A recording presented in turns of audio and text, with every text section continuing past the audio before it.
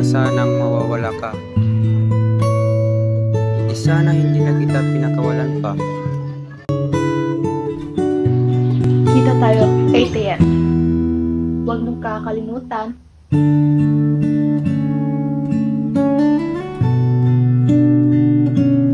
Hoy, pa-share mo nga yun.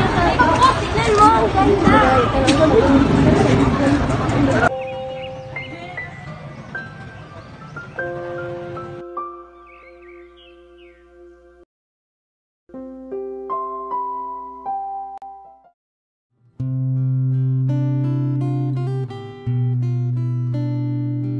Halos lahat ng bagay na alala kita.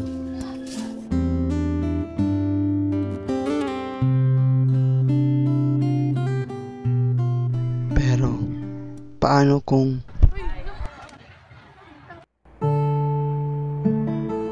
Sorry.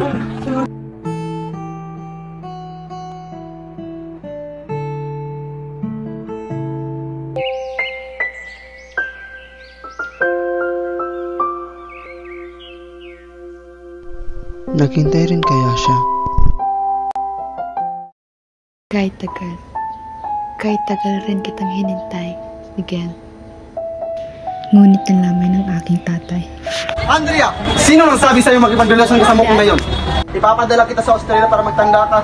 Dad, girlfriend mo? Sino? Ayun? Hindi ah. Kala ko mahintayin mo ako. Ha? Wala. Yun lang ba yung inuwi ko dito? Gusto kitang makitang masaya. Pero bakit ako nasasaktan? Tama si Dad. Sana nakinig ako.